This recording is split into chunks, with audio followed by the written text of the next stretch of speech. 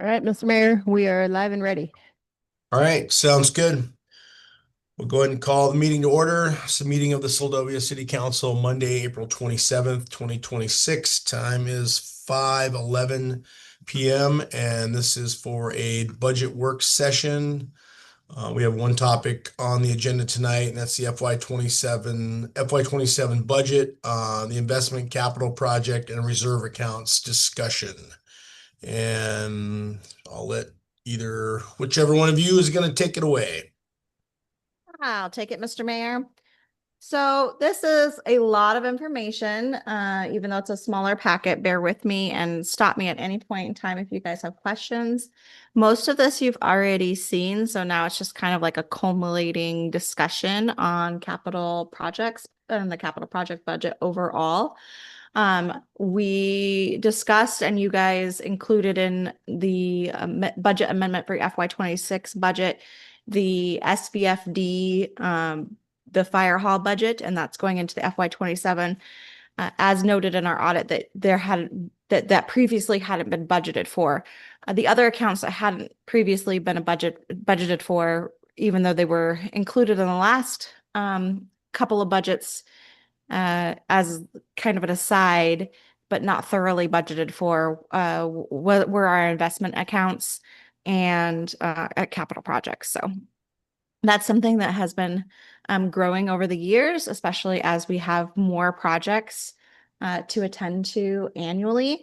And we know that probably not for FY26, but certainly for FY27, we are anticipating we're going to trigger a single audit.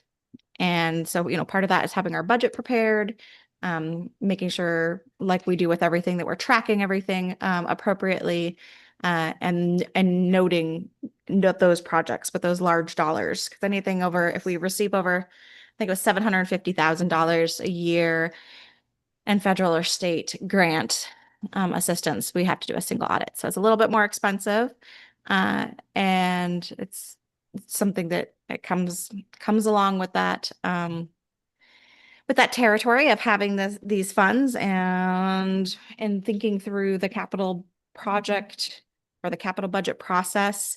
I deep dove. I've over the last couple of years have done some research through other communities, and then did another deep dive again here this year, and really found a couple of things. The big one being that if you look on page 14 of your packet, uh, is a great starting place. This is my favorite page. It's probably my favorite page out of the entire budget. We have, for the last several years, combined our investment accounts, our capital project accounts, and the other reserve funds. And like, for instance, the vehicle replacement fund, sometimes other communities call those internal services, but service funds, because it's money coming in and out of accounts and internally. But for now, we're calling it a capital project fund, and that's fine. But realizing that we should be tracking or pulling out that investment account separately, the capital project separately, and those reserves. So this packet has that initial breakout. And I'll start with just that overall format, and then we'll deep dive into what's in it. And then we'll have some backup material to help guide the discussion if there are any other projects that you guys want to see included. But hopefully having this initial deep dive of these accounts together as an overview, and then separately, will help have, just more of an informed audience. So with that, you've seen this page before. You amended it in your FY26 budget to ensure that we had the Seldovia, or not the Seldovia permit fund, that's been in there, sorry, but to have the major maintenance and repair fund capital projects. And that includes under it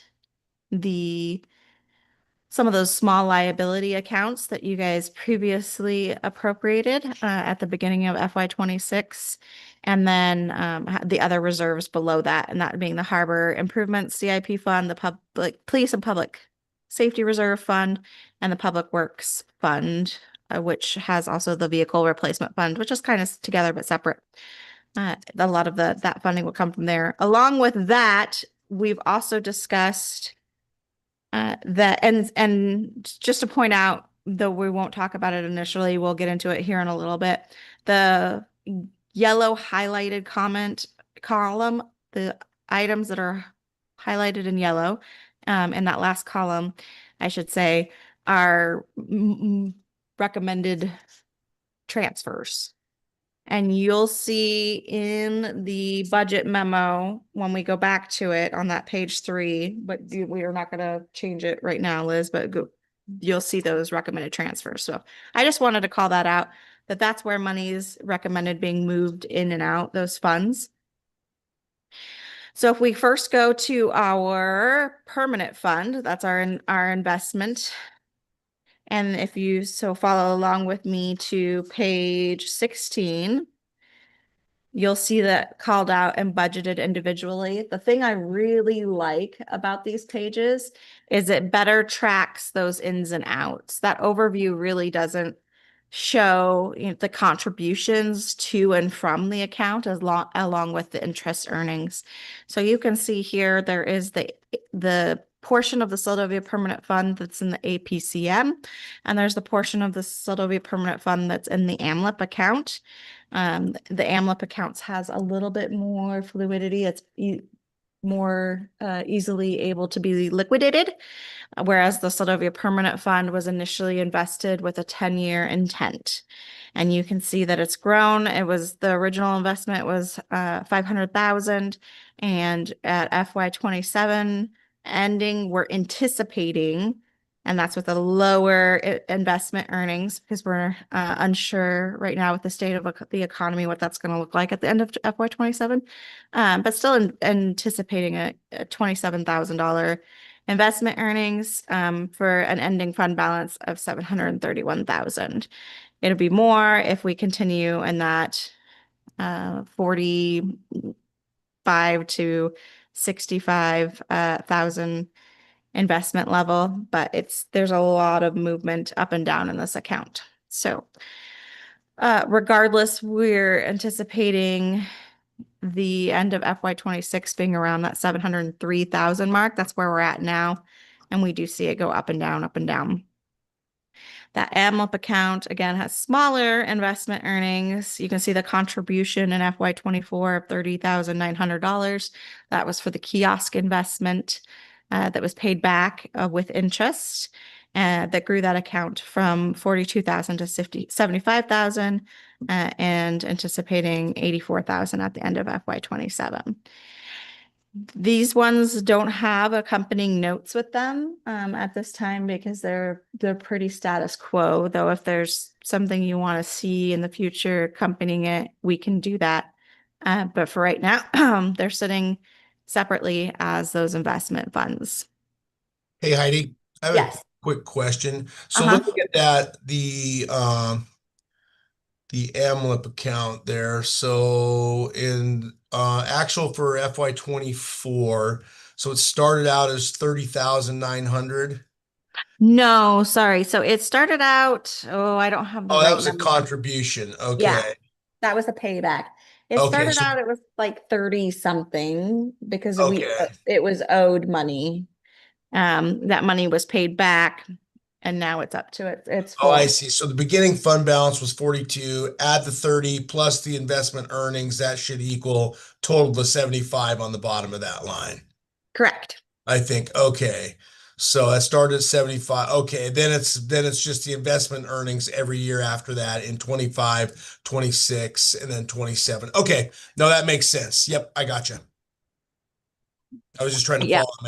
follow the math there. So okay. And we can rearrange that differently if that makes sense for other people's brains. This is just how we would see it in our audit and how I've seen other communities do it, but happy to restructure that if it makes more sense to do It's it. fine for me. I was just trying to look at the difference between 24 and 25, and I wasn't picking up on the additional 30,000 added to the 42 original. So yeah, it looked Yeah. like 42 is just almost doubling up. So now I see why. And the other thing is, and I realized after I sent this out, is I didn't bold those items. So in the future, I will bold the beginning and ending fund balance so that they're called out a little bit better. Gotcha. Okay. So then going to page 17, we talked about how we don't have a budget for our state and federal grants. And so this is a overall state and federal grant summary. Showing where money has been dedicated either through the grant amount or a local match, and then our expenses to date, either through the grant or the local match. And then with that, also, I would point out, for instance, under Harbor, Jackloff Bay Dock Replacement Project, local match, it says 140,000. Previously, when we talked about the harbor, we showed the 140,000 in the harbor, where I took that out with this because of this page. We're no longer going to show that 140,000 in the harbor because it is like in, out, in, out. And instead, we're showing it out of the overview page. And when we get to the harbor page, we'll show it out of there. And in our notes, talk about it going from harbor directly to the PIDP grant, the state and federal grant for the state and federal grant budget for the PIDP. So doing that just a little bit differently. So it's not actually going in those funds, those committed funds won't actually go into the special revenue funds because in our accounting system, they don't. They go right into those grant classes. Our finance officer will class them by the grant class, and then that's how they show up in the audit as well. So making that change, any of those local matches will no longer show up in the special revenue funds themselves, but under the federal grant, federal, state, and oh my gosh, I'm so sorry. My brain is just a little bit dead still from this last week. From the state and federal grant special revenue fund. Yes. So you can see those. But that gives you a little bit of an idea of those grant amounts, what we owe, and then the remaining grant amounts on each one. So you can see the ones that are almost closed out. For instance, the road materials is almost closed out. The reveep is almost closed out. We've had some others that were recently closed out, like the generator project, that aren't included in here. And then most of the rest of them are at the beginning of their grant cycle, their project cycle, except for that Seldovia stormwater. Again, almost closed out. So just to keep track of that. And then if you go through the next couple of pages with me, page 18 is going to do that more in depth budget like we had for the investment account, but now we're focused on our CIP funds, including the major maintenance and repair fund, which shows the overall fund. And this includes the capital projects and the individual sub accounts for general fund, water, sewer, dock, harbor, BHO, and unassigned. So I made sure to put that table from the overview on this page so that you could see the overview, and then the fund budget is that top table, and that shows again the investment earnings, any contributions to and from, and then the beginning fund balance, the ending fund balance. And you'll see quite a bit of movement. FY25 24,680 in funds was transferred from the major maintenance repair fund to various special revenue funds for projects as provided in the budget. FY26 again is anticipating 64,000. We've already made most of those transfers, but there's a few projects that haven't been completed that may carry over into FY27. So that will go up and down depending on that. And you'll see in the note towards the end of the page in red that these numbers are preliminary and subject to change because these do move depending on when the projects happen and when those funds are owed. So there are a few that may decrease what's contributed from in FY 26, but increase in FY 27, if that makes sense. Under those notes, that's really helpful to see it laid out what exactly is moving. And again, like I said, the highlighted items are part of that movement. So making sure to point out that FY 26, the major maintenance fund balance included $11,890 in capital projects. And those stood alone. So we're saying, oh, I guess I should clarify that better. Yep, capital projects. So that's that light blue. Hopefully that reads clearly. Those sub accounts were standalone counts at the beginning of this year. Now we're saying in FY 27 that they're coming under the capital project budget. And then they're included in that total for the overall fund. So that's that 296 or 250. That's the total of both categories. Then FY 26 MMRF unassigned balance includes 42,493 transfer to the state and federal grants special revenue fund for the community development block grant CDBG fuel facility roof and improvement project. So that one you would have seen out of the unassigned in FY 26, which is that 59,101 is now the total for that. And that, again, that's one that may not end up coming out in FY 26. More than likely, it'll come out in FY 27. So you'll see that FY 26 amount increase, and the FY 26 or FY 27 amount will stay the same because it's already taken out in FY 27 because it was taken out in FY 26. And then FY 26 MMRF sewer balance included a $14,447 transfer to the sewer special revenue fund capital projects for a state revolving fund project.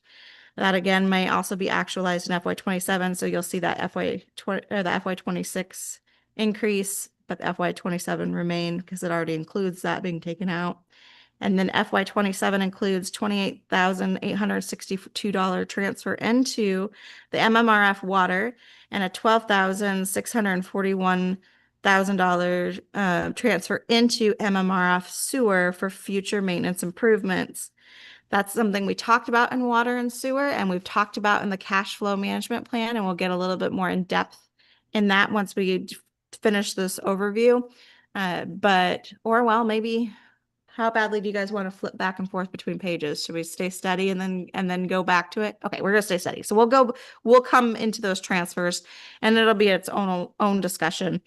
And then FY 27 includes an $18,000 transfer from the MMRF unassigned into dock capital projects for improvements for four, I have a typo there, 4 dock safety ladders and 6 platforms on the dock.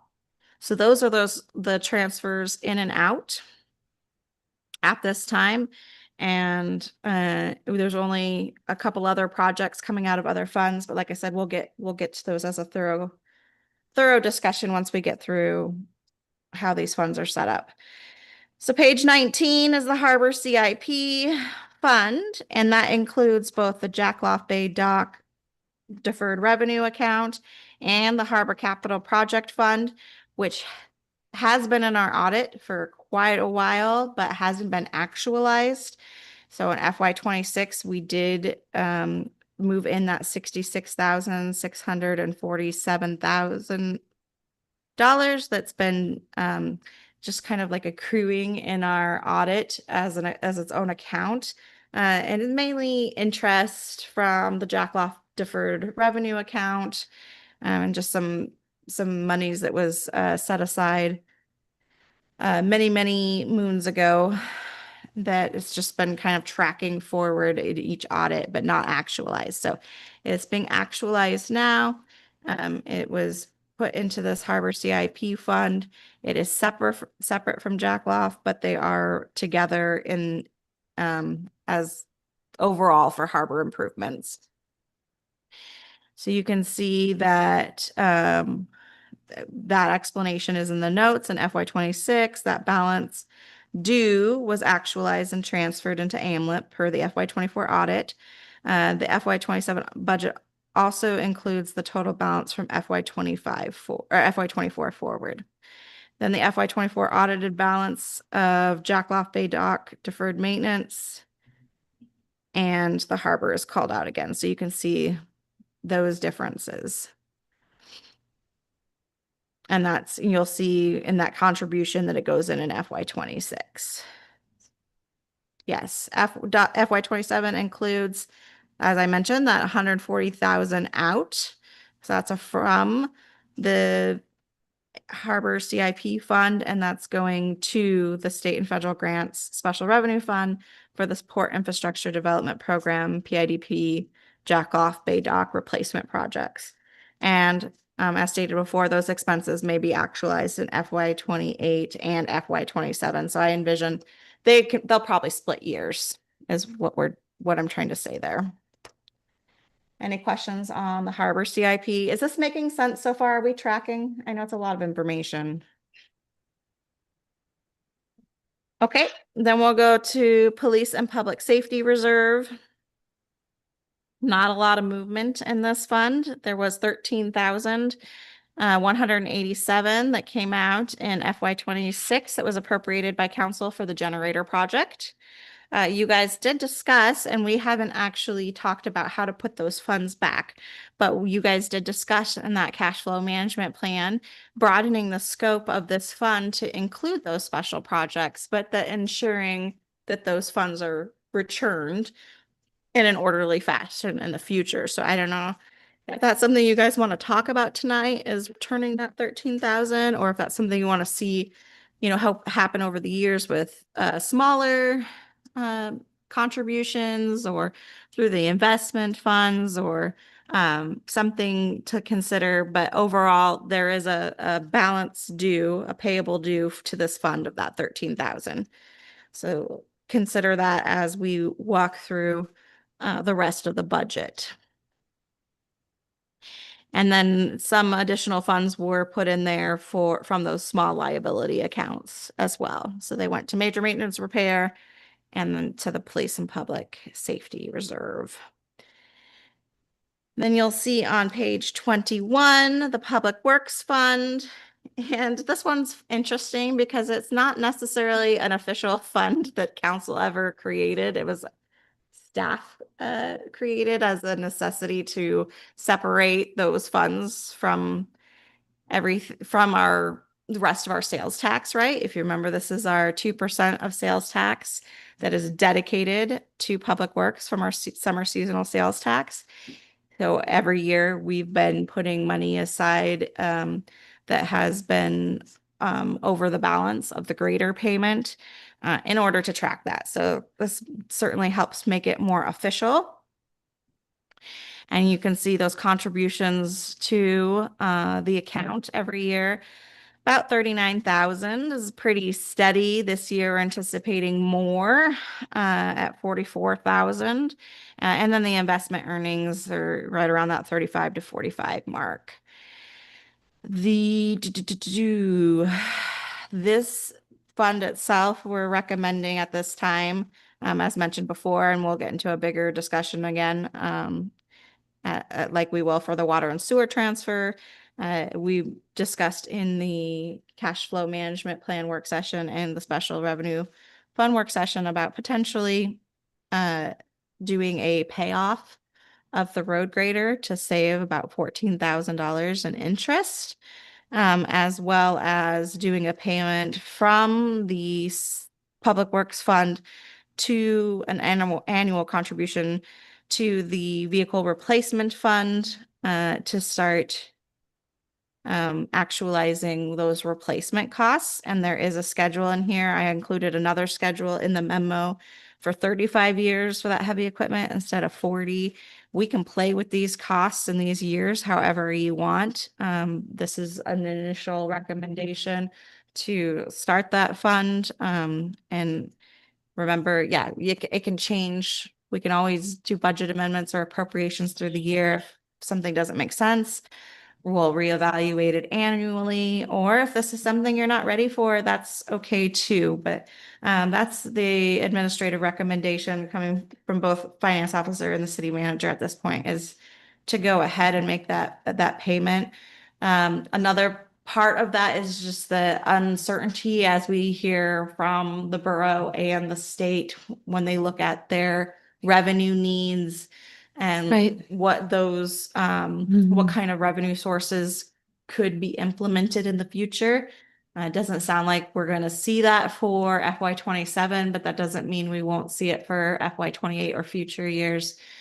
So it could be beneficial to make sure that we Prepared for no it. longer have that lease hanging above us. But so those are the two differences. So that contributions to from, it shows that 64,000. But that is because that's minus the grader payment, minus the vehicle replacement contributions, plus what we would anticipate being another 80,000 in, still leaves the account at a healthy balance of 115,000. So you're in a healthy place for that. What year is the motor blade? The new one, 2022. Yep. So it's 4 years old. Yep. Yeah, and you can't see it on this table, but it's in the Excel. It's taking that that replacement date and dividing it by that cost. So it's not doing, 40 years forward from this year. It's actually doing, that one, for instance, 44 years and not 44, sorry, 36 And you- years and dividing the cost. 1,000 for replacement costs. Mhm. Is that taking in inflation consideration to what in the time of life expectancy, what that, Not fully, because I'm not sure what that will be. is the way things are going, that 300 could be 600. It could. Yeah, you So- should definitely include in the formula CPI in there just to make sure you're at least keeping up with basic inflation. If you Okay. don't already have it in there. I can include that, looking at like a 2% over the life Yeah. span of vehicles. And then are you comfortable with that? If I include that CPI, it's gonna bring that total up. But are you comfortable with still including that transfer from this fund and the payoff? Yeah, I mean, I think we talked about it, unless somebody from council is, dead set against it. It seems to make sense with the amount of money that we're going to save on that. That was something that we had talked about initially, making sure when we initially did put the greater lease into effect, making sure that we could do an early payoff and that there was, no penalty or anything, and that it would in fact, provide a benefit when that time came. And it looks like we're pretty much at that point, at that crossroad now. Yeah, I think that we should go ahead and pay it off. That makes sense. I don't think anything's changed there. Okay. We'll move forward with that. I'm assuming we'll have a bigger contribution from once we have that CPI increase, but I'll put that in there and then move that forward in the budget as well. So that ending fund balance will be lower than the 115, but it will still be healthy. And then that can be utilized to look in future years at other projects and needs, match funding. We can talk about having a engineering firm on retainer for some of the projects we have going on. For instance, the historic boardwalk is in need of some improvements, but could really use a planning and engineering review beforehand, and then talking about the waterfront boardwalk and making some movement on that, but without an engineering firm on hand, it's holding us back from some potential funds. I'm working with AML right now, trying to complete a full project for the SS4A, and they want construction, not planning. So looking at if we can budget that out ourselves internally and do a design build project for it.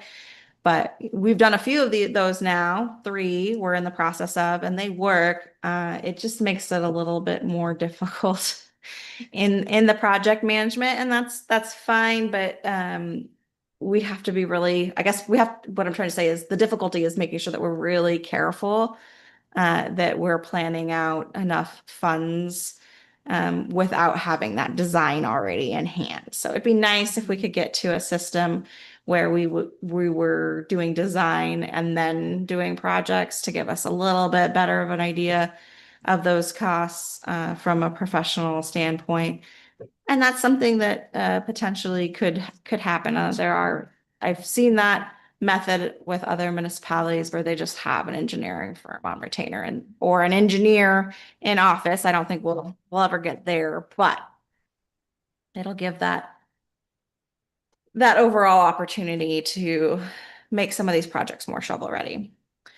So with that, the next page is page 22, and that is that vehicle and heavy equipment replacement fund. I did change it from just the vehicle replacement fund to vehicle and heavy equipment to call out that we're utilizing both forms of fleet. And that yellow, again, is that contribution, that 20,211, which will change and go up with the replacement schedule going up with CPI. So I'll include 2%. We'll see that go up. Quick math. Well, let's just do out the quick math real quick. Too many nights sleeping on the floor. Yeah, too many nights sleeping on the floor. Sorry, guys. I should have started with a disclaimer for the online participants. I did in the room that while I feel rested physically, I'm not quite fully caught up after my fun week in Juneau with chaperoning high school students on the classroom floor. Let's see here. So 20,211 times a 1.02. Well, and that's not even going to work because it's going to compound. So it's going to go up, and I'll give you that compounded rate. You're correct in the 27 million. Hmm. Said 27,000. But it'll go up. Okay. So your public works is going to go down, and your 2% or your vehicle heavy equipment will go up with that 2% inclusion.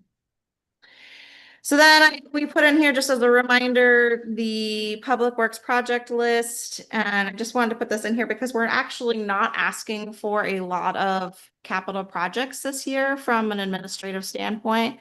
And that's due to the realization that we have a lot of stuff already going on, and 3 major projects that will be ongoing this year and next year with raw water starting next month. Fuel and lube roof is supposed to be happening in September, and then Jackloff next summer. So not, we're always drinking from a fire hose. And so I'm trying to just have that realization that we probably don't need to take on a whole lot unless there are things that you guys really want to see done other than what's on this list already. And then the recommended dock improvements, because those are needed. There's some harbor improvements that are not in this capital project budget because they're just in the harbor budget. And we go back and look at that memo, we can really kind of have that discussion about what those transfers look like.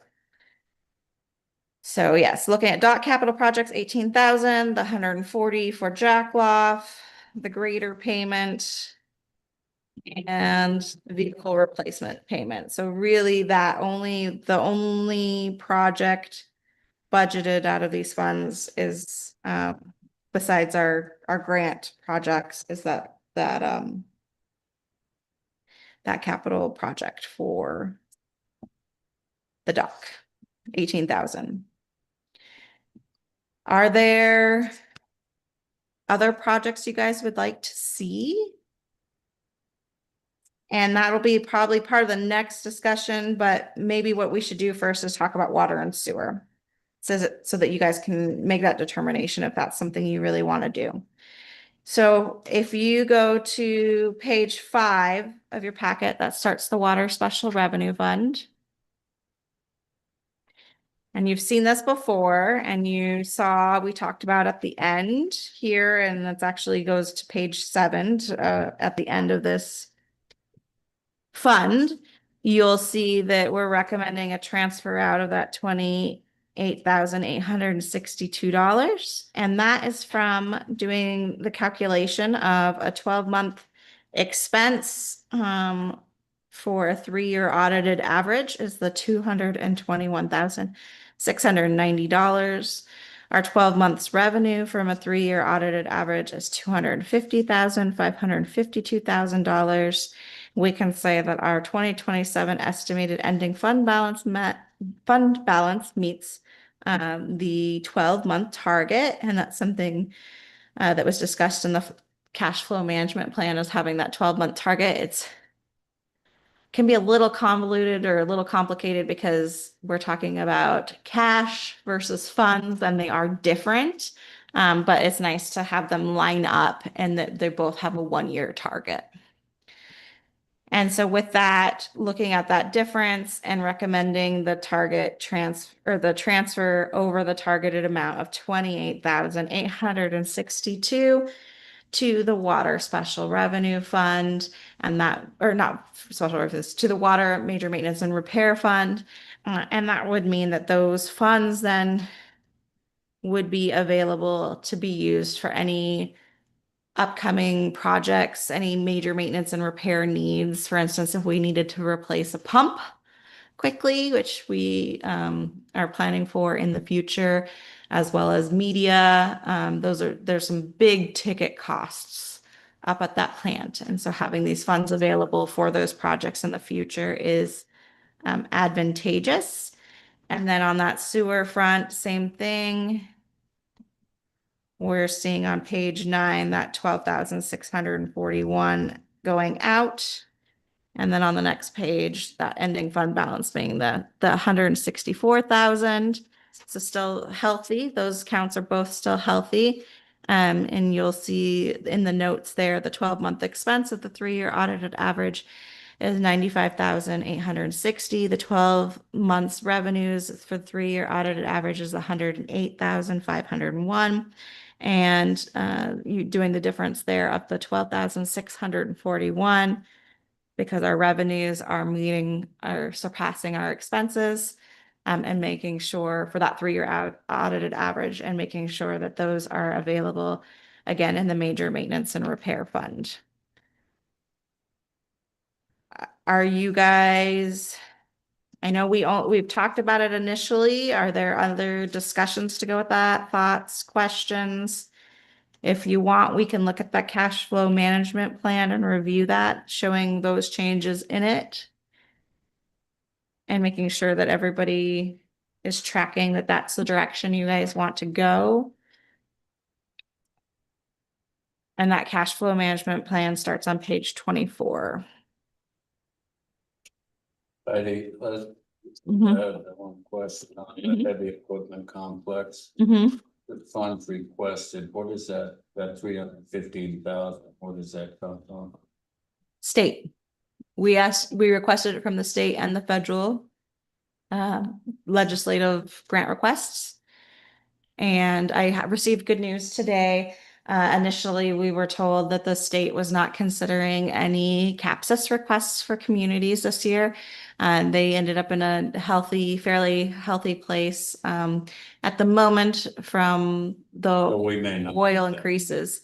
Right. It's always a question of whether we will not. So initially, they were thinking that they were going to take those extra funds that they were receiving from the increase in oil, and oil and gas, and then going to use those funds only for state projects. They have a pretty big delta happening in their schools, their state funded schools that have not received capital project budget for many years. So that was their initial intent from the Senate. The budget's now at the House, and it sounds like the House, the capital budget, and the House is actually considering having some of those CAPSIS projects funded.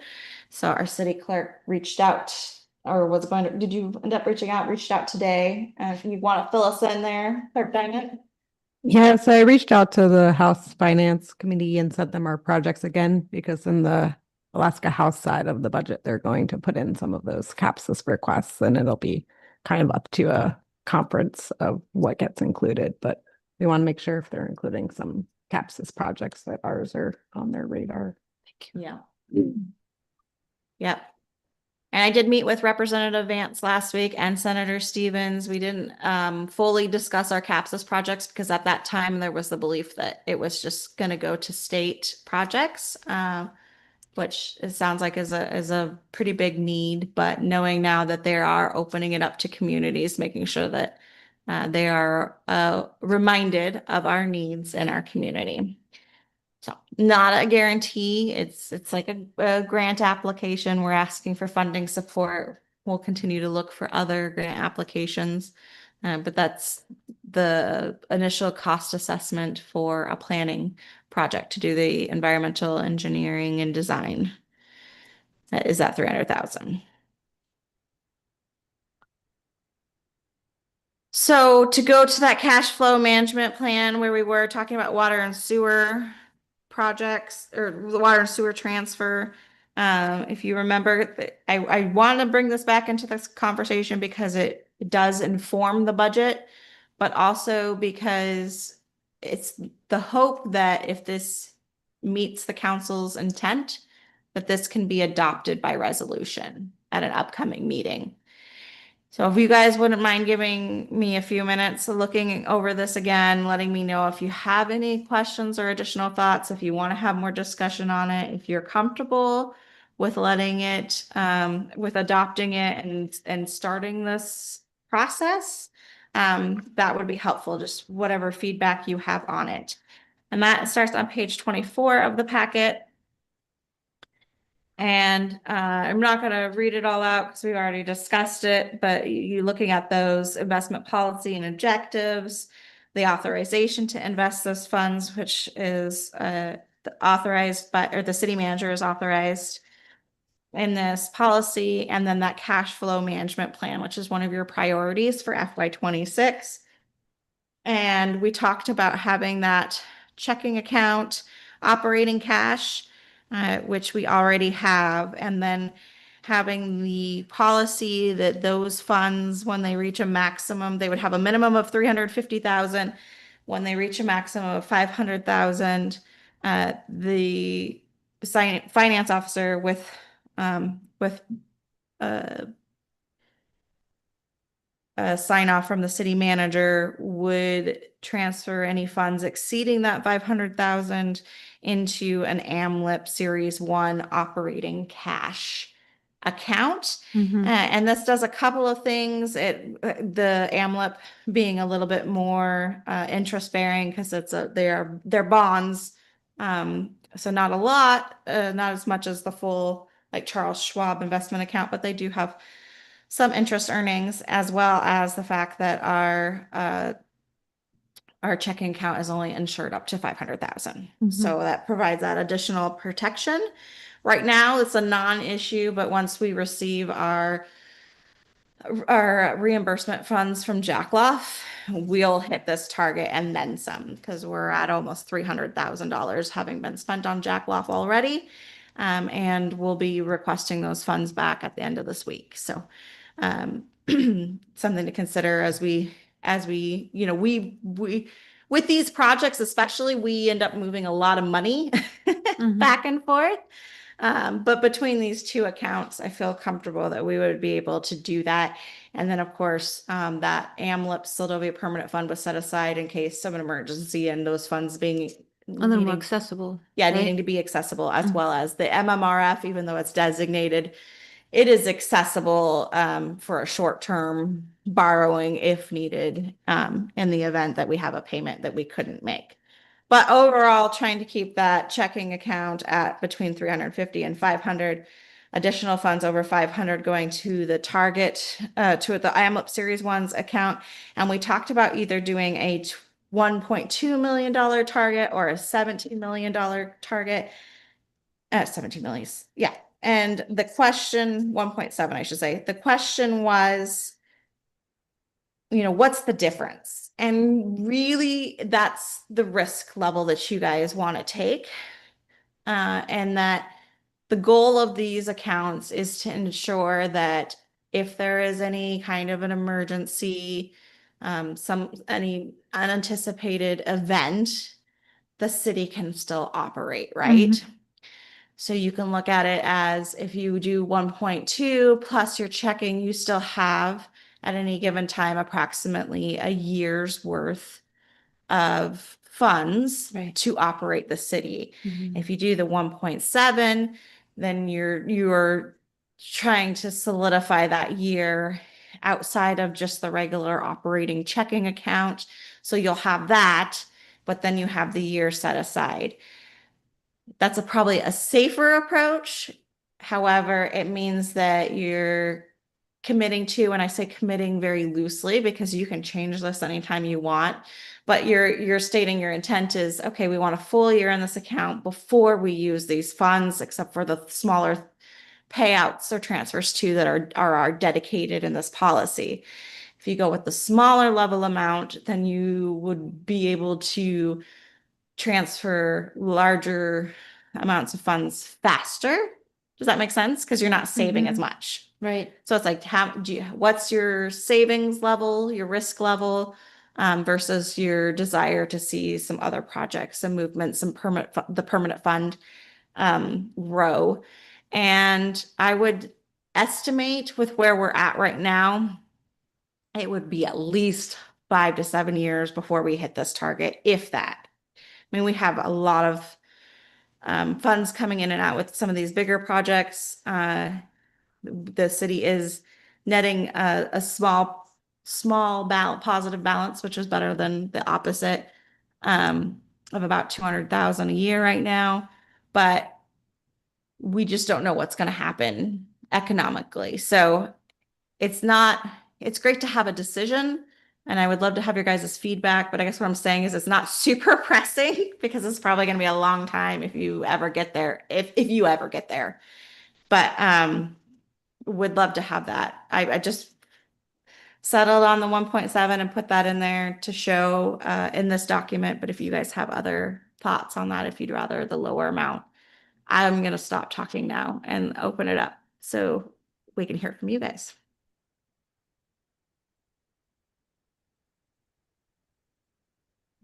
Yeah, if anyone's got any thoughts, just chime in.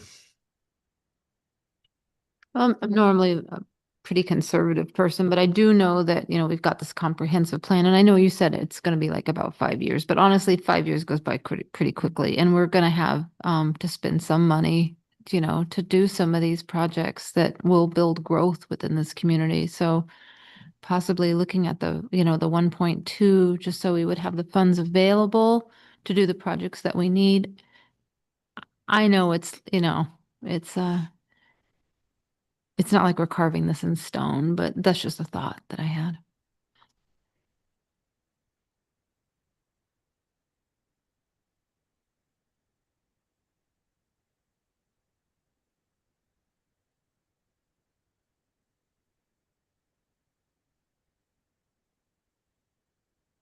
Nobody else on that? We can change that to 1.2. Like I said, you may never reach it.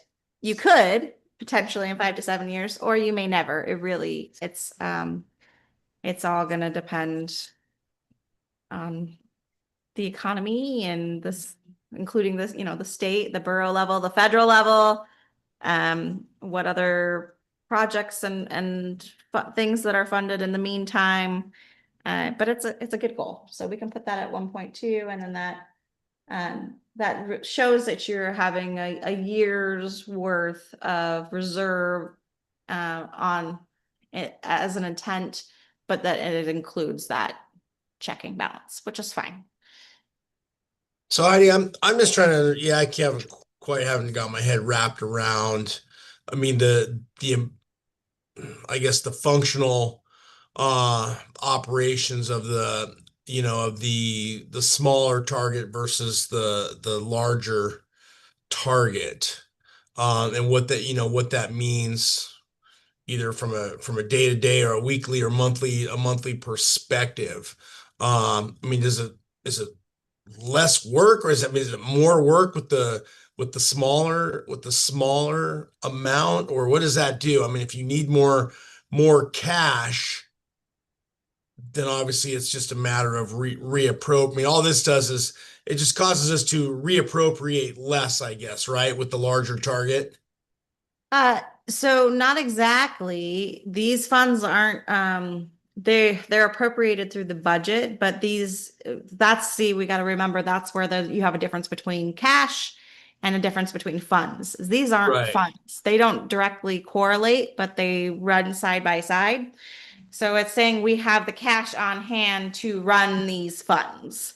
And that's the question then, is ensuring that if there is a state of an emergency, it's a good thing to have a reserve. That's a healthy thing to have. For instance, if you look at Aleutians East Borough, and when the cannery pulled out of Sandpoint, they lost 70% of their revenue. And they had a reserve account. This, and I bring them up because this cash flow management plan is not exactly their policy, but the outline comes from their policy, and then it was amended to fit the city's needs in discussion with our investment manager. So we've this isn't something that just like came up out of the blue. This is something that we've seen other communities practice, and in discussion with our investment fund manager, something that they recommended. And there really isn't a wrong or right answer for how much you're setting aside. It's just really what your risk tolerance is. Do you think there's going to be, some kind of crazy economic collapse, and you want to make sure that there's a year on hand? Or, are there any unanticipated disasters like a cannery pulling out? Probably don't have that. So it's probably okay if you go with the lower level and just ensuring that there is a reserve target, that should something crazy happen, there are funds available. But then you can have more movement and do more things in the future because you don't have the bigger target. Does that make sense? It does. I think what might help, because an example is very helpful. And obviously, as you were talking, you realize that example is something that when you're looking at where our funds come from, it would be a really good thing to even just go in the plan of creating maybe up to 3 examples of things that could happen and how that financially would affect the city. And I think that would help us better make sure that we're always around a certain target. And that can change, because if we have something that comes into the city that's bringing in more money, then an emergency or something happening like a cannery, or something bigger that's bringing in more money, that could affect us differently later. So like in 5 years, 10 years, this could look different. And I think that's where like my head was going. It's kind of thinking like, okay, right now, where does our money come from? And what kind of stuff would really affect that? Like how much of it is going to come in because it's coming in off of the must-haves, that makes sense, of those living here, operating here, because there is a lot of our flow comes from those of us here. Yeah. That makes sense, like tax base and such. Obviously, we get a good amount. And so that would be one, is like tourism, like what that looks like, and with our current tax rate. But at the same time, how much of that and a lot of it's me guessing. If that was cut by, how much of that might we not see? Thank you. That's a great suggestion. And I can spitball it off the top of my head right now. And then I can present something more concrete when we present the resolution to pass this, if that's your desire. But for instance, the reason why we're able to have this discussion and that the city is in a healthier place is that you guys have made some pretty significant changes in the last couple of years. East Aleutians Borough had to implement this and put it in place because we're looking at the opposite situation that we're looking at. Instead of having cash flow up, they're looking at cash flowing down and making sure that they can secure their services and provide for their communities on less. We're looking at being able to provide for the future. So that's a huge difference. But still this puts us, as I was hearing from our investment manager, he's like, this is such a gift. Like, this is such a gift for your community. And I hope they realize it because Mhm. this is setting you guys up Mhm. for future success. Right. If we can get there, like I said, but so 3 examples. For one, if you had to stand up a police department again, Mhm. that's going to be about 10% of your budget. Perfect. You know, you're looking at between 150,000 to 170,000 minimum to run a chief of police or Mhm. try, you know, and we know that hasn't been successful. So it could be more if you're running 2 officers Mhm. Mhm. and what that looks like. So that's a big thing that's impacted your status right now, Mhm. for budget. Another thing, as I mentioned or alluded to, is that 2% sales tax. Mhm. And if there's a shift in revenue from the state or the borough saying, hey, we want, you know, to More. implement, the state wants to implement a 3% sales tax, Mhm. is that something that that the community can realistically move through? I mean, that'd be a bigger discussion. I don't have an Yeah. answer right now. Mhm. But if the state implemented, you know, even a 1 or 2% sales tax on top of the city's existing sales tax, Mhm. is that a burden that the community can hold? Or Right. is that something that the council would want to adjust? So we no longer have that 80, that's about 80,000 a year of Mhm. 2% sales tax coming in. So you'd be Mhm. losing that. Mhm. The third being COVID, Mhm. with everything shutting down. Yeah. You know, we saw businesses lose revenues, the municipality lose revenues. We were fortunate that there was a pandemic payment. Mhm. And so we we were able to offer some grants out to businesses in the community, as well as we had some revenue replacement from that. And that really Mhm. tied the community over in that time. Mhm. But with the reliance on sales tax and property tax, if those funds weren't available, it would have been a lot worse condition. Mhm. Those are perfect examples. I think that's what's good to have here so that when you have Joe Schmo that asks us why we are working to get that much money, Mhm. you know, in reserves or for that, you know, you're holding on to people's money and, you know, Mhm. planning is good, but those concrete so that you can let them know it's not just about growth, but we want to be prepared for that ahead. And this is because of these examples that we've seen or could happen, and this is the dollar amount attached with it. And I think that's really helpful. Okay. I can do a memo with that to accompany this plan. Thank you. Any other thoughts on that? Yeah, I So there guess, is, yeah, sorry, Mr. Mayor. go ahead. Yeah, I guess the only other thing would be just to, make sure that, annually as we're going through the budget, making sure that if we end up implementing this, that we do have basically a fairly, and not extremely comprehensive, but a fairly, you know, good report that kind of, runs through the objectives of the cash flow management plan, and how we scored, for the year, if you will. Can do. And like I said, I don't anticipate this being a fast growing account. If, I think there'll be a little bit just because of what we've been seeing recently, but not in any means, because the city really is living within its means right now. And it's a fine line, as you guys know, every year when we budget. So not anticipating an excessive amount of funds being available, but it is a nice policy to look at in to slowly work towards having some of that reserve available. Okay.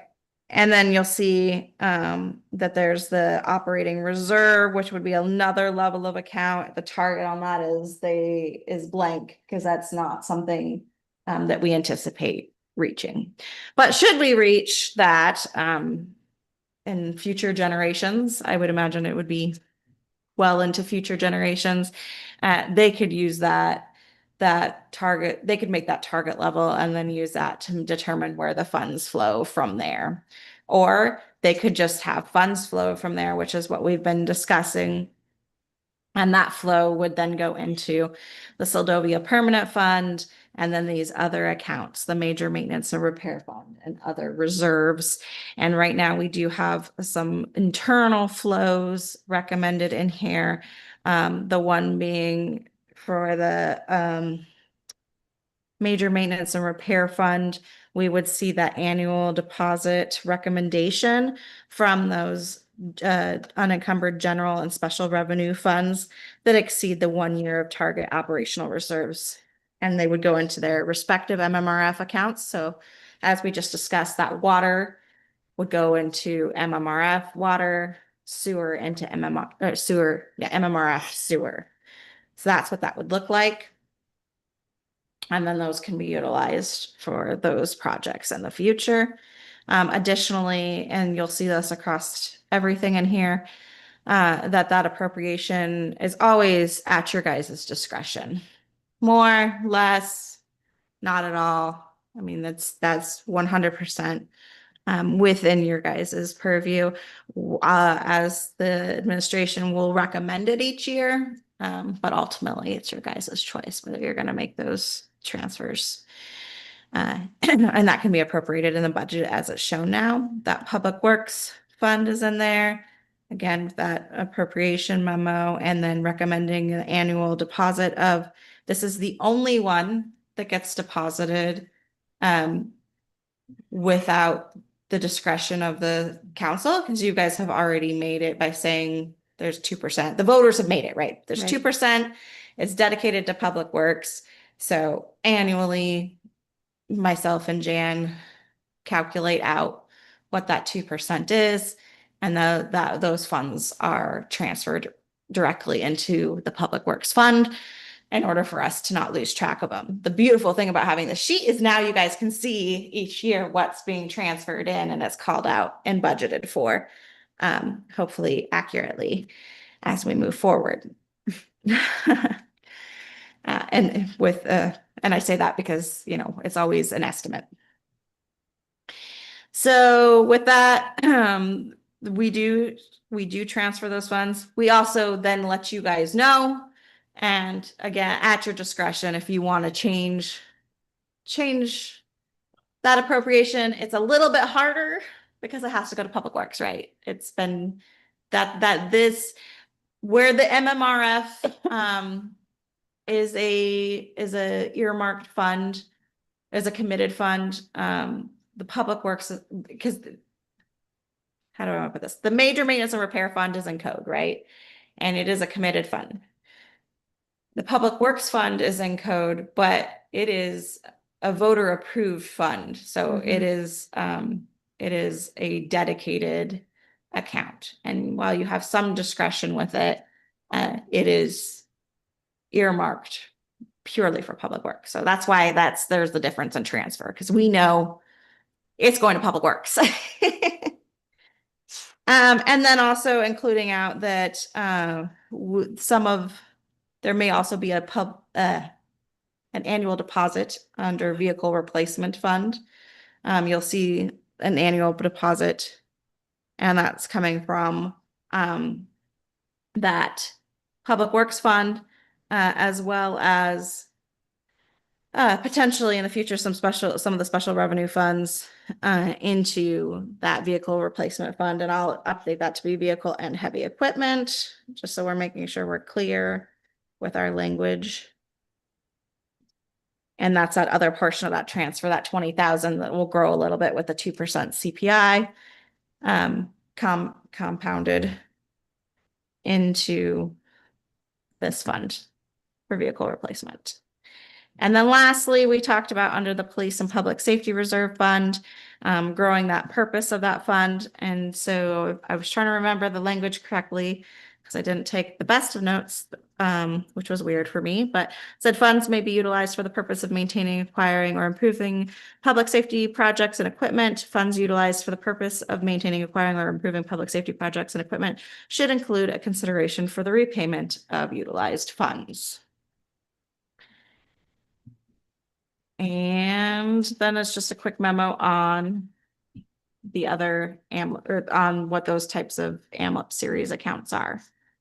Are there any questions or any other information you guys would like to see for this cash flow management plan? Are you comfortable seeing it in a resolution coming up? Yes. Yeah, I don't have any objection to that. I think we're ready to see that. Okay, so we made it through that portion of the discussion. You've seen the transfers in and out from water and sewer. You've seen the transfer out to the dock. You've seen the transfer out for Jack Loft, the 140,000, and then also for the greater payment and the vehicle replacement fund. And we're gonna go with that 40-year with the CPI 2% increase. I did put a 35-year on here just in case, and it, that's a significant jump of $5,000. We can do that and we can jump up, but also wanting to preserve that fund a little bit as well for the overall public works, right? So it's a 6 in one, half a dozen in the other.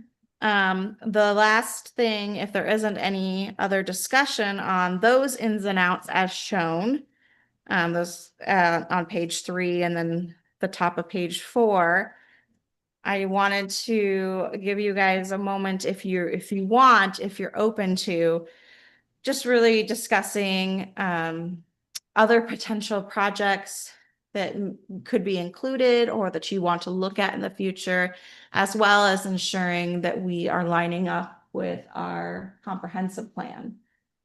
So if you are comfortable with that, Mr. Mayor, or if you have anything else about this transfer in and outs. I'm not hearing anything. So you guys comfortable? You want to jump in and just talk about future scenarios? Yeah. Yes. Yep. So funds request on page 7 Uh-huh. for the equipment. Or all this, that's state, coming from the state, is that? What is that fund? That request comes from the state, didn't it? On the CIP? Yeah, I believe so. Yep, those are the legislative priorities that council set in December.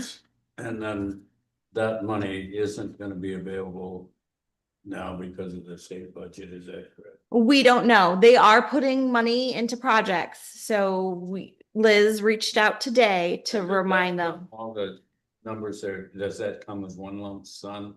Do they accept all of it as one lump? Nope, they'll pick and choose. So for instance, we've been very fortunate in the past, so that may or may not impact future funding requests or this funding request. But last year, for instance, we received 250,000 from the state for our raw water transmission line project, as well as an additional 88,000 from the state for our safe roads project. So we have 2 open legislative grants right now that we're utilizing. And I don't know if they consider that when they look at upcoming grants. I have a feeling maybe not, because they have so much going on all the time at our legislative level. But there's just no guarantee. You guys have requested it. It also went to Senator Murkowski's office. I haven't heard anything back from the federal level. Normally they kind of give us an update of, they'll do an initial review and then they'll give us an update of which ones they choose to send to committee. And I'll follow up with her this week and see if they've reached that step yet. And then we have to wait and see which ones make it through committee and into the appropriation budget. We did receive an appropriation, a federal appropriation this year, and that was the 482,000 for Jack Loft. So we have been very fortunate over the last couple of years to receive funds through this process, but it's never a guarantee.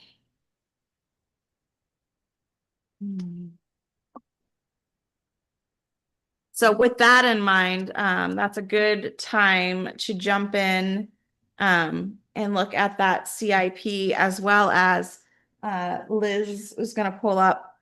What page? I'm going to pull up this table first that we just sent out, because I think this will help make sure that we're aligning with our comprehensive plan. And then you guys can look at projects and decide if there's anything else that you're desiring to utilize funds for. And I say this also cautioning that we do have a lot of projects happening. So it could be okay that we set status quo this year, and then look at it next year or in the coming years. But if you look at this table, and I apologize, the printed ones are not in color. This is all of the goals and the actions in the comprehensive plan that was recently adopted by the city council.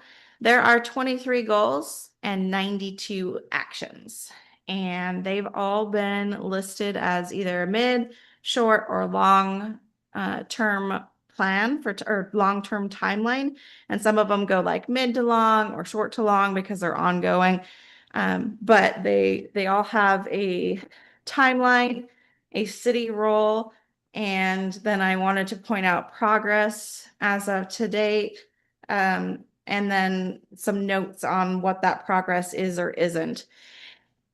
The difference in city role being that there are projects where the city is the lead and is responsible for carrying out the project from start to finish pretty much. There are projects where the city is the facilitator, and normally the end user for that service or that action, and involved in it directly, or there are ones where the city is a partner in that we are providing support to other entities that may or may not have that direct service. For instance, the first partner one on page, and I forgot to page number this, so I apologize. But on the first page, E21, actively support youth and family. We're a partner because we're not facilitating that or taking the lead on that, but we are supporting it. It's that one. So the highlighted ones, because this is a lot of information and I didn't want to like jump out and talk about the whole thing. So just highlighted initially the short-term timelines. And then for all the projects, wanted to note whether we were making progress, ongoing, or completed. The completed probably was a little bit ahead of itself because we're going to always be working on these projects. I don't know how many we'll ever actually complete, but you can at least see the difference between no progress or ongoing, and keeping in mind that there's 92 actions here. So we're not going to be doing them all at once, but we are doing quite a few. In fact, there are 57 short-term planning projects in this document that's anticipated to be ongoing in the next 3 to 5 years. So keep that in, or in the next 1 to 3 years, I should say. So keep that in mind. And those are the ones that are highlighted. I kind of love that you put all this together. Because we talk about so many things. Nice. Thank you so much. This is the plan, and this is what the plan has said is the priority for the community, the priorities. And starting off with a bang, even though it's not a short term plan, it is a council priority. And it is in the CIP. I wanted to point out E11. I had an update just today from Cordova Telecom that they did receive funding and fiber is coming through a Reconnect grant. They're gonna go to Nanwalek and Port Graham and build out those communities. Unfortunately, we didn't receive the endpoint funding to get funding thoroughly throughout the community and out to the Seldovia Village area. And I say we, as in the tribe has applied multiple times and did not receive it, which is unfortunate. But I know that they had beautiful looking grants, and they're really trying, and hopefully there's opportunities for them to try again in the future. But for now, I think it was Cordova. And does it say in here? Doesn't specify, but I believe it was Cordova, did receive funding through a Reconnect grant to bring that fiber in. And while it's not going to build out Seldovia, it will bring fiber into Seldovia and connect to the tower and the existing infrastructure that's up on the hill here, which will help increase our, it'll make us 5G potentially, potentially that will be 5G. It'll increase our wireless capabilities, and then has that allowance that if in the future there is funding available, we can potentially put fiber in the ground, or somebody put fiber in the ground.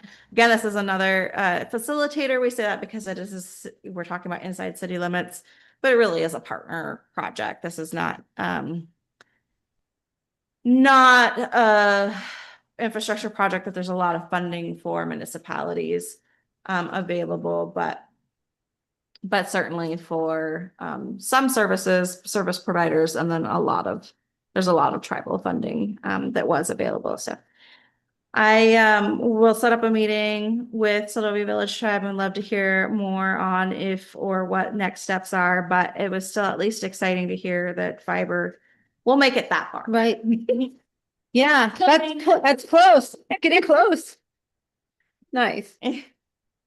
And then, so our first short-term project, and I don't know that you guys need me to read out all of these. I'm No. thinking probably not, but you'll see, support local businesses. And then I made a note, need to work through in the next 3 to 5 years. Potentially we could plan a work session FY27. And then I wanted to note that there are other, and I think that's great about this plan, that a lot of these actions correlate with other actions. They can either be done as one or in conjunction with. And so going through all of them together at the end, last page, I just put some administrative assumptions that I wanted to call out as we talk about upcoming projects. So like I said, there are 57 short-term planning actions, 32 are city-led, 13 are city facilitated, 19 is where the city is the partner. The historic boardwalk funding is the only project that's called out as a standalone, which I find interesting, and that is a carryover from the 2014 comprehensive plan. It's also becoming a higher and higher priority internally in the city. So that's certainly something I would like to continue to point out to the city council as we talk about future projects, is we need to, in short order in the next couple of years, make a plan to replace that entire infrastructure. We've got some railings falling, some rotting happening, the boards needing to, the ground is sloughing off into it and rotting out the infrastructure on the southern side, and it's We need time. We need to fix it. Yeah. And it's looking a little rough. Yeah. And replacing the top boards may not be enough. It'll Can go we just far. do- But we should have an engineering review and assessment of it just to see its overall status, and then make a plan from there to fix it. Heidi, I did want to call out to that comment that you made earlier regarding having an engineer firm, maybe, in the budget, to have accessible to us, because going forward, all these projects, it's better to have an engineer look at it. It's better to have some plans out there, have an idea of what it's gonna cost, what we're gonna need. It's gonna save us so much money in the long run. And like you said, they all tie together. And also, I believe, I'm sure some of those grants are gonna require that we have a plan first, right? Most of them. Right? Or that we would do a plan with them. Right. Which is, as an aside, we're in a little bit of a sticky situation right now because we went out for a design build project again, design build funding for the fuel and lube roof replacement project. And And I know one of our council member here was a little wiser than me. And that when we did have the engineering firm come and look at the building, there was some very real concern that it's going to need more than just a roof, and that they'll need some additional structural supports before they can even look at the roof. So we're looking at additional funding to do a full building assessment, and then potentially additional funding to do more of a building build out. So that's in the works right now. But that again is where having that engineer on hand in the first place to be able to provide that assessment. Absolutely, before and the going- insight into it. And then also some of these grants are time sensitive. So if we had someone on staff or Yeah. however you refer to that, I'm not sure, but then, we might be able to get in, our grant request that much sooner, Yeah. with all the criteria. Yeah. right? And I don't know what that costs to have them on I retainer. just but can honestly look think it's into worth it.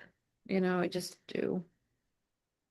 Okay, we can look into that because that would be, for instance, for the smaller project, the historic boardwalk, that would be very helpful. Very helpful. We want it done right the first time. Any other thoughts on that? Yeah, I would think it would be as simple as like an MOU or something with a with a firm that you pick or have a good relationship with, and then with just established rates, and then if on a per project basis, if you have to work towards developing a specific RFP or something for that project, but at least it just gets you, you're building a relationship more than anything so that you can cut through a whole bunch of red tape and keep things moving along. When you need assistance, you can just simply pick up the phone. You've got a relationship and you're not starting from ground zero every time. Yeah, and I've seen that done Yeah. through an RFP process. You put it out there and they say you're looking for a firm to provide this assistance, and you get bids with those rates and that information in it. And then you can pick the most qualifying one. And again, like you said, Mr. Mayor, have that MOU with them. And so that they are the ones providing your support moving forward. So we can look at that and I can bring that information back. I think that would be helpful. And that historic boardwalk and the fuel and lube roof and the heavy equipment storage complex are all really good examples of things where having somebody already having a contractor agreement with somebody would really help. And honestly, I think that in the long term, saves money with having someone, because, once you've established a relationship with them, it's like, oh yeah, well, we did a really big project. Yeah, we'll look at that, and I think Mhm. that if you just, contacting someone new at the last minute, it always costs more. Well, and it's building your team. Mhm. And being where we are, that's important because familiarity on how things operate here and having somebody who's familiar with that can make a large difference, because it can be very, very eye-opening when people haven't done work or seen things over here and any part of the construction process. So that helps a lot. Absolutely. Okay, we will look into that. That would be helpful. And then some other things to point out overall is that, like I said, many of these actions can be combined or completed. Some of the larger or completed in conjunction, I should say, with other actions. Some of the larger overall priorities that are repeated over and over again are an economic and comprehensive and it's like 4 different places and 4 different wording, but basically an economic and or an economic, I shouldn't say economic comprehensive strategy and resilience plan. Something to that tune. You can see here that we have E13, create and implement a collaborative economic strategy. E45, create and implement a comprehensive tourism strategy. And E51, create an economic resilience planning. So all of those could really probably be done as one plan, and that they would support E12, support local businesses, and C41, incentivize new community programs and services, which should also be considered in those plans. It's funny because the support businesses is a short-term project. But the collaborative economic strategy is a mid-project. So it's like one would inform the other. And again, I know we talk about a lot of planning documents, and it's hard because you don't want to spend money on planning documents if you're not going to do anything with them. But I do think we call this one out a lot because it would be helpful to have some kind of an economic strategy for the community overall, or a that comprehensive tourism strategy, if that's what you want to call it. So that's something to look at in the future. We also, again, calling out that supporting local businesses. We talk a lot about city asset services and budget management. I know the mayor brought up in the past how the regrets of not having our communities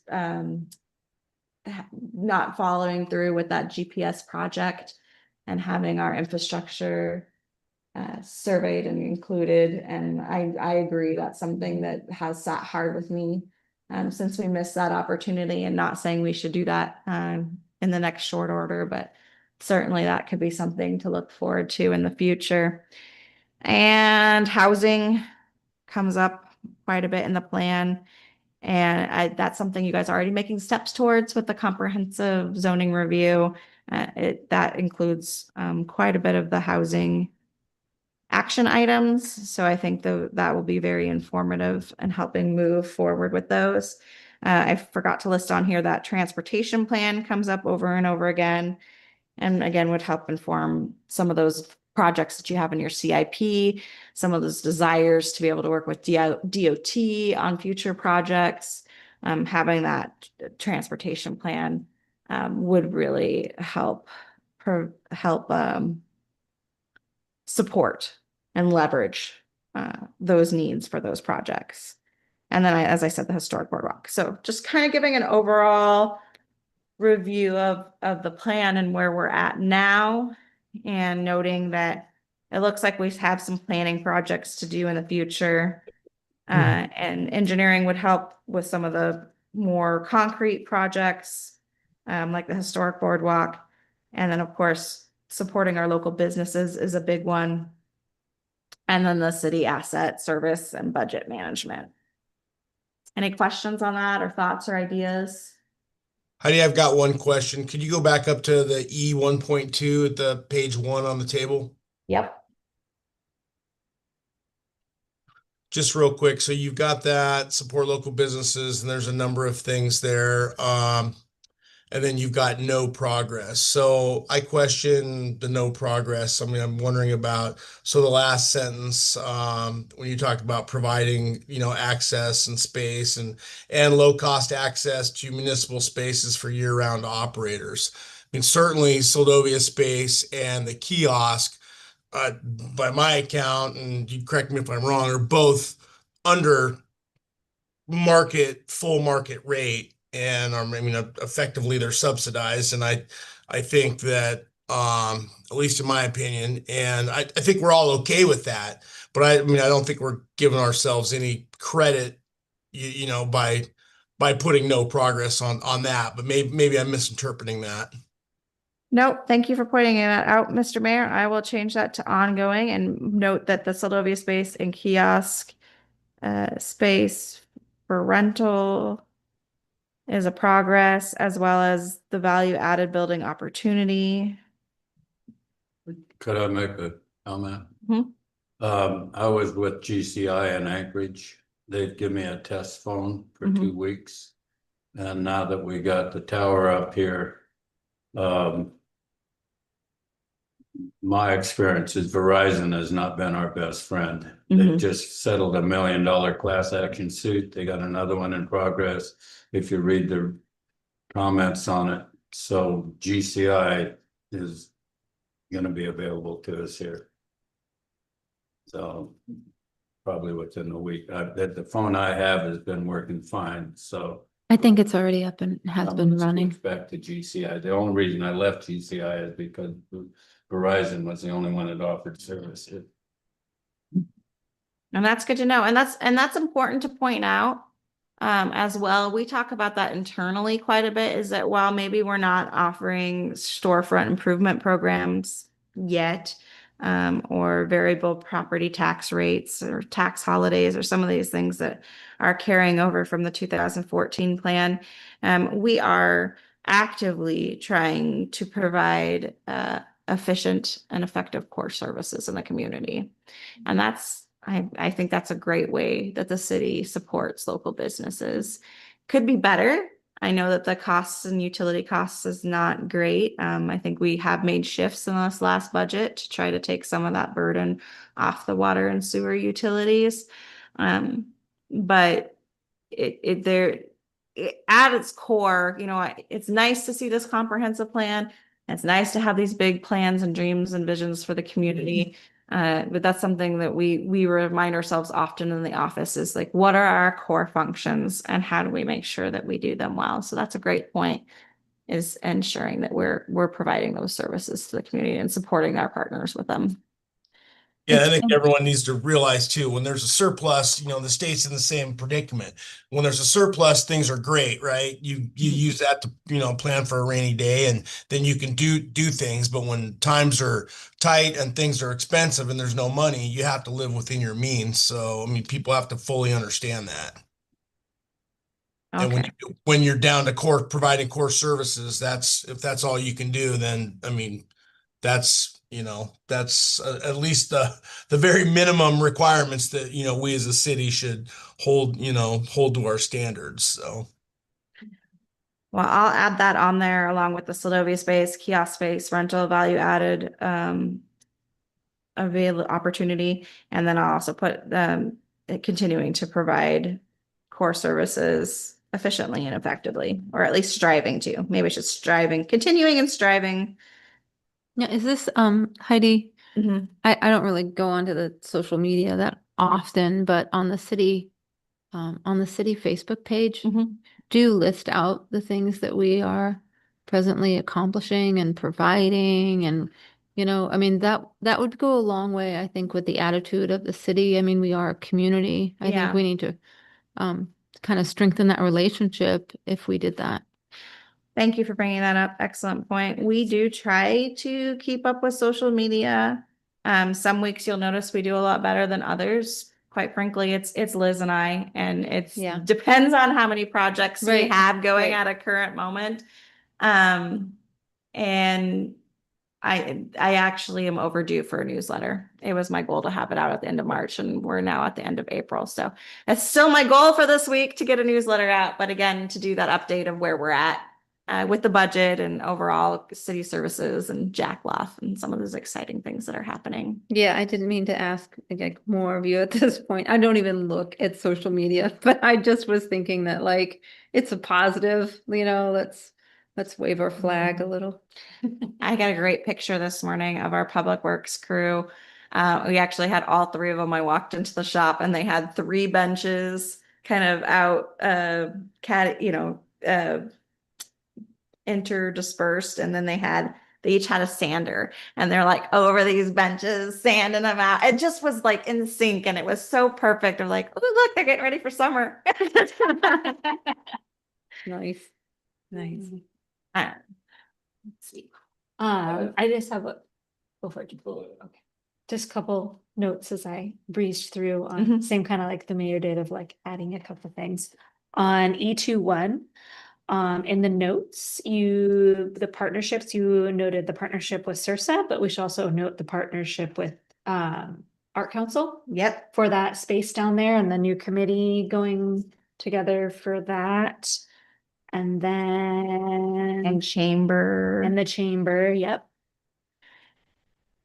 And then on T12, the private ferry and water taxi partnerships, when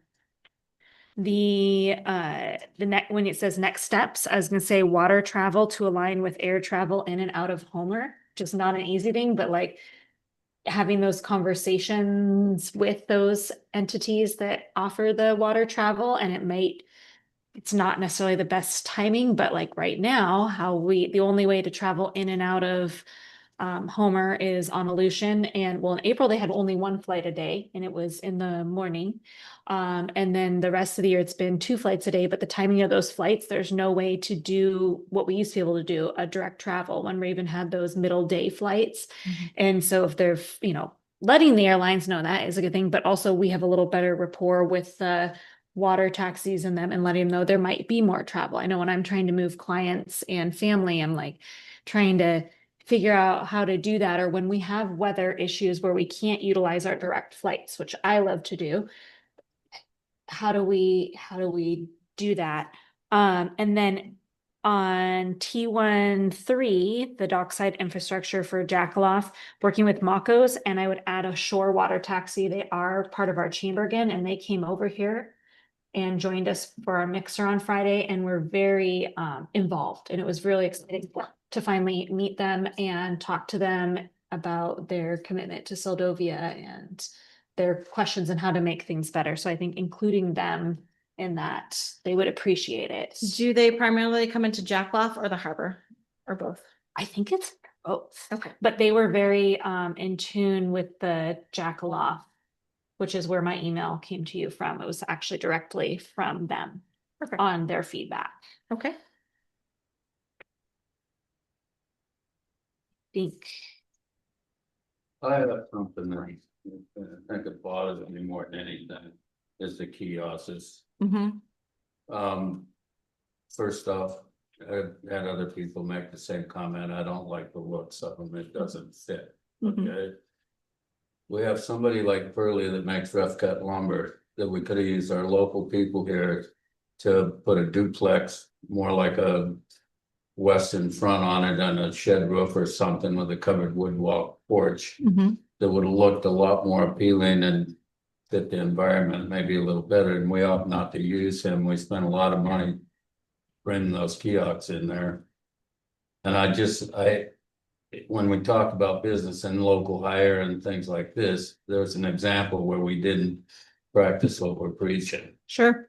And I'd like to think that moving into the future, that we would give locals an opportunity to compete instead of importing things from out of town or anywhere else. And I know Chris now is doing a lot of electrical work and all that, which I think is great because that helps us support our community. Yeah, and pretty much every grant we've had go out, I've noted that we have a local hire preference in those. Yeah. Whether we receive local bids or not is another question, but we do try to have that preference available. I did get some feedback of something when we're doing putting work out there, whether it's for the bids or for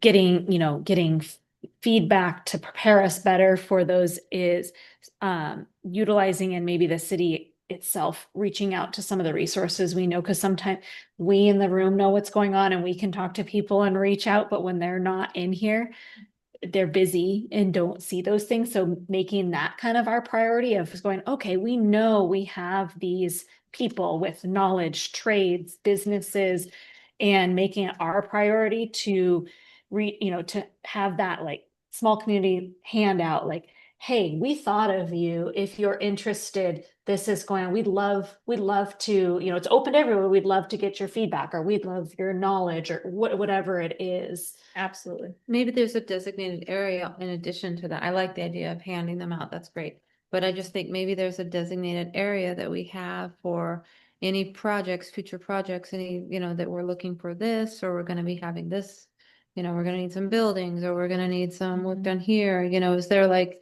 that would be great if there was just like on the bulletin board there at the city, there's these list of projects that are coming up that we're looking for local bids on.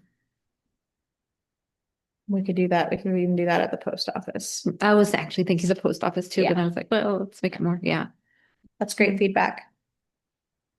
Councilmember Barber, are there things that you would think that we could do with a small budget to improve the kiosks at this point?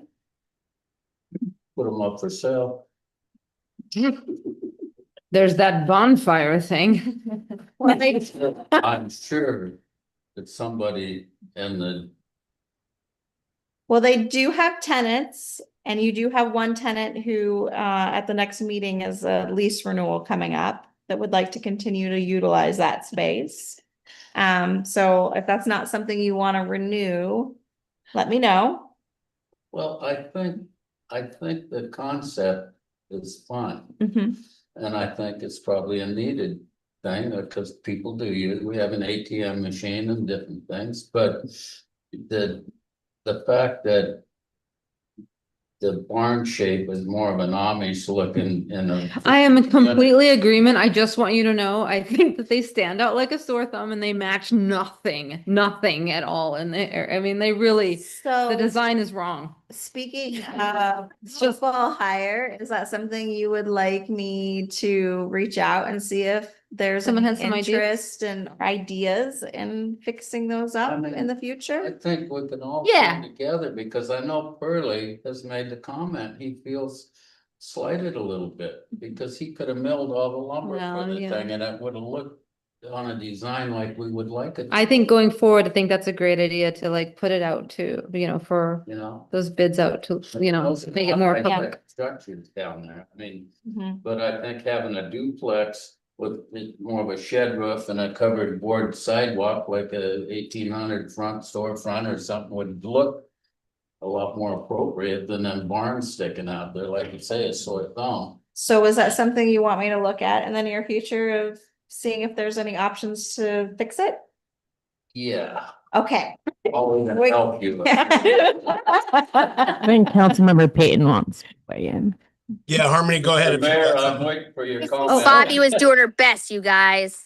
She was ordering online. It was during COVID. The concept is great. We know the barns suck. Materials are expensive. Pearlie was too expensive. Also, he was on council. That was inappropriate. Like all of these things, we all know these things. Yes, it would be great to see those buildings look more place appropriate. But, bonfires and defending our friends, that's not our job here. And also, again, was Bobby and Vivian's vision, and it was a great vision, and it's totally appropriate for where we're at. It's, those spaces are used every day by many people in the community, and they provide an opportunity for people who can't afford a $200,000 hanger. Maybe they're ugly right now. I agree.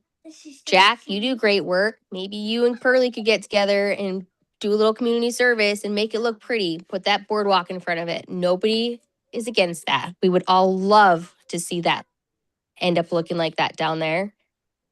But we Maybe- live in a world where 40 households are supporting the economy in this city, and we can't even afford to, filter our water. We got to make a little bit of money go a long ways, and being negative about your community members over something so petty. I mean, come on.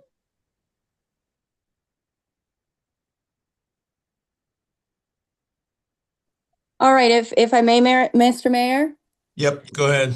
All right, I just think that real quick, maybe ask a couple of local artists if they want to contribute to, I don't know, adding some Seldovia history to it, appropriate art to make it blend in with some of our architecture already.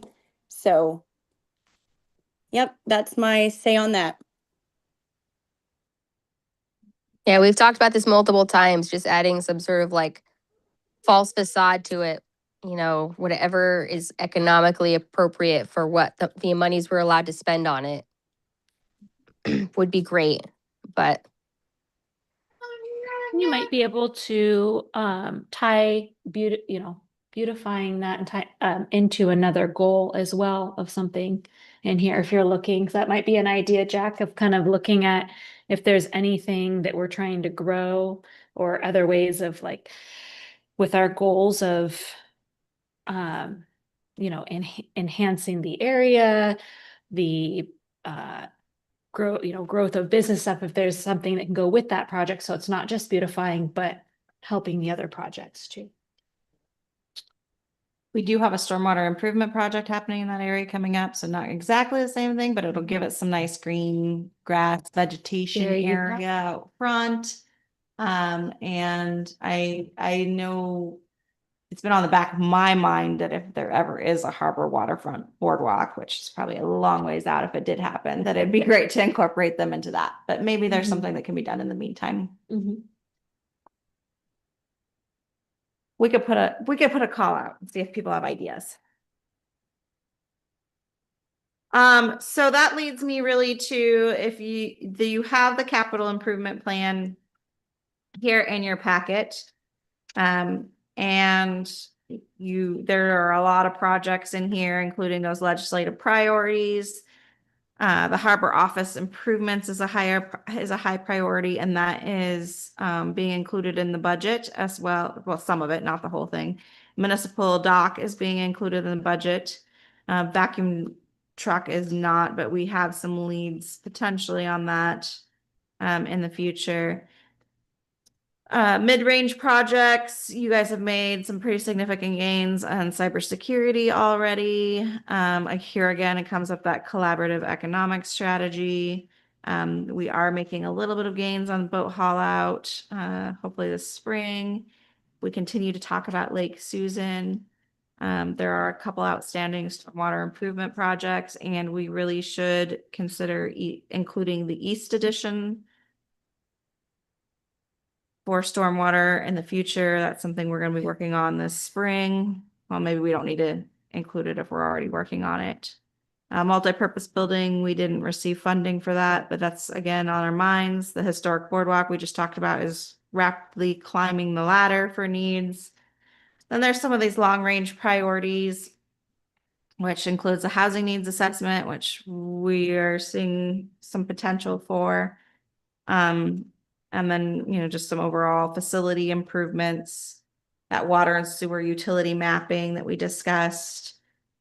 So not recommending that any of these should or could move forward in the next year, but definitely want to call them out unless there are feelings on any of them in particular that you guys do want to dedicate funds towards. We can look at including those kiosks as a smaller project. And like I said, we're already doing harbor and dock in this budget. Is there anything else you guys want to see included in the capital project budget moving forward for FY27? Boardwalk to the airport. Yeah, that's not on this list yet. So that and the kiosks would need to be added. Boardwalk to the airport. Did the sidewalks get kicked off of there somewhere, or are they still on there? They're in there as the collaborative project. Okay. Page 46. So yes, they are on there. It's been interesting working with DOT recently. I know that's not necessarily a priority. We're still hoping to see that STIP open up in the next couple of years. I know they just passed it, but making sure that we include our projects, our needs in that, as well as if they have a CTP, which is the Community Transportation Projects, or the Community Transportation Program, and their ATP, which is the Alternative Transportation Program, making sure that we include some of our projects in there. So that would be helpful when that comes time to know. Out of these, we have quite a few transportation projects. And if you're throwing airport boardwalk on there, we've talked about Lake Susan boardwalk. We've talked about harbor boardwalk. We have our existing boardwalk. We need our sidewalks updated. Bicycle path to Jackloff has been on there, or to at least the outside beach. It'd be nice. That's where that transportation plan really comes into play. Unless somebody wants to like sit here and duke it out, which priorities are, which projects are the highest priority. That would be helpful to have a plan. Kind of off topic, but not, it just occurred in my brain while we were talking about stuff at Jackloff and parking and different things, but then also bike path to Jackaloff. Just something to keep in our minds if not if, I think that is a goal of ours of having a safe way of getting to and from, because that would enhance the usage of the dock, but also kind of looking at that space and thinking about in the future, bicycle storage space. Because even without a bike path, that's something that would, encourage more of that usage and that mindset of that is a viable way to get to and from there when the weather permits. And some people might, take their bike to and from on the boat, but some people might just want to have a bike at Jackaloff and not a car for when they come across. Yeah, I used to love that, is to come over on Mako's with the bike. And if there's a nice place to be able to do that, that might even just have a little, even an overhang or something, doesn't have to, but then your bike's not. Okay, so I'm hearing we're not having a full CIP discussion right now, but this is really helpful. So I'm hearing an Bike rack upcoming CIP. with cover. Yeah, I'm Yeah, hearing in absolutely. the upcoming CIP kiosk project, boardwalk, airport project, and pavilion with bicycle storage at Jackaloff project. There's things to consider. Yeah, things to think about.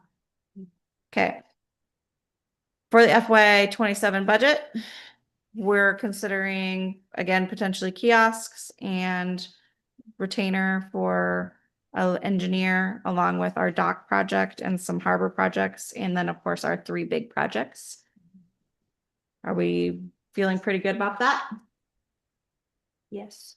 Yeah, absolutely. That's what I have, Mr. Mayor, unless you have anything else. No, that's fine for me. Okay. If you guys are satisfied with that, what this will look like is at the next meeting, the first meeting in May. You'll see an introduction for the budget as in its entirety. You've seen all the pieces, but you'll see it together. We can have a work session first if you want on it, or if you feel comfortable just having it introduced and okay. I'm getting shakes of head in the room that we want it just introduced. Or yes, introduce shakes to work session. So if that works for everybody online, we'll go ahead and introduce it, as well as a resolution for the mill rate, which stays the same according to this budget, and for the community assistance funds, which remain as revenue replacement funds in this budget.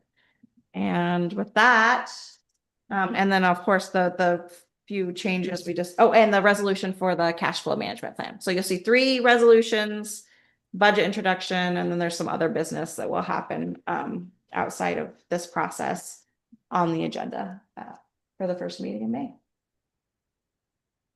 I didn't offend anybody by talking about the kiosks, did I? Evidently you did. I think it was just the reminder that it was your previous council members that championed that, along with previous administration, and so remembering that they were trying to do a good thing. That wasn't my intent. No. Well, they spent I don't like think 3 anyone years knows trying to what- get those kiosks up and going. It was a I long was just trying to discussion point out in the that in the future, we should try to use local resources. Yeah. Instead of The thing that happened that Councilmember Payton was really trying to point out is it was a 3-year process trying to get the funding for them. And the funding, I was city clerk at the time. The funding was approved by council. It was very exciting. And then March 2020 happened. I think the funding was approved in like December.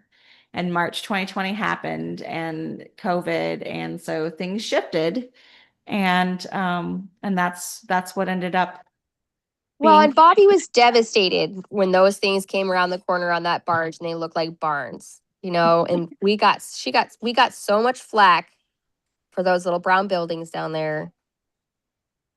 And it's like it took what could have been a really positive contribution to the community, and because it just looks out of place, everyone has like such a negative take on it, which is, it's like what you guys were saying earlier. We are the stewards of the conversation. We are the people who are bringing the information forward into the community.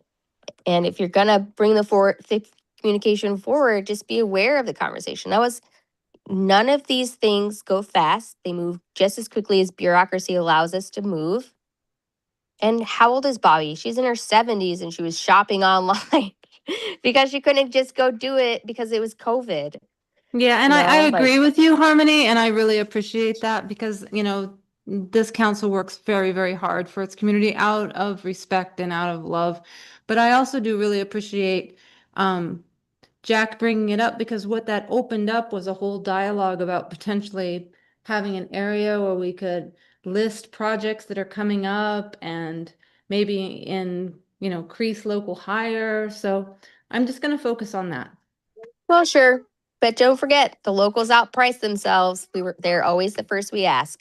So That's great. That's good. So just for a little piece of history here too, yeah, I've been on council and or mayor for a number of terms now. And so the original planning on that was fine. Exactly what we're talking about there. If we go back to the council packet way back, prior to that, there is some conceptual sketches of exactly what everyone's talking about here and what we thought we were going to end up getting. And they were little A-frame style structures that were painted all the different cutesy colors, just down by Walt and Sajiko's down there. Elisa was the artist. She might still have those. Yep. And that's exactly, and so, yeah, that's exactly what happened. I don't know what happened, but this is a good lesson learned for us to make sure that, you know, what we talk about and what was planned, that's what we end up getting, you know. Again, I don't know if what happened in COVID and the final order and all of that, but yeah, that's what we all thought we were hopefully leaning towards, and that's, you know, not what ended up happening at the end of the day. So, and I've already had a multiple of tirades over this exact same thing that we're regurgitating right now. So I won't go into a spiel on that, but yeah, I would love to see some sort of something change that roof line on those going forward. And FYI, that's why I did bring that up again at Jackaloff. Under no circumstance would I ever support a barn style structure ever on a public project. So I'll leave it at that. No, we want to, well, I shouldn't say we. And speaking with Mako's Water Taxi again this week, they want a Dillon timber frame pavilion is what they want out there. I think We should ask Tim if he wants to donate it. Yeah, and I think a project like that would easily get some public traction and some, you know, if there was a fundraiser, probably some funding to cover the cost on that, or a good portion of it. So, and that's where I was going. I would build something that would complement the pavilion, that type of construction a little bit. It's market. How much longer? I'll make a motion to adjourn. Second. hang on, we got to go to public here. Hold tight. We're getting close here. All right, if there's nothing running this else meeting. there. Heidi, are you good? I'm good. I'm Okay. good, Mr. Mayor. Okay, Liz, do we have anyone from the audience or public signed up or online that wanted to speak tonight? We don't have anybody signed up and giving it a moment. I am not seeing any hand raised online. Okay, sounds good. Yeah, then we would bring it back. With that, if there's nothing else, now I'd look for a motion to adjourn. No motion, Mr. Mayor. It's a work session. Oh yeah, yeah. We're gonna go ahead and stand in adjournment. So thanks everyone for your discussion, and we will conclude the meeting. Everyone have a good night. Thank you.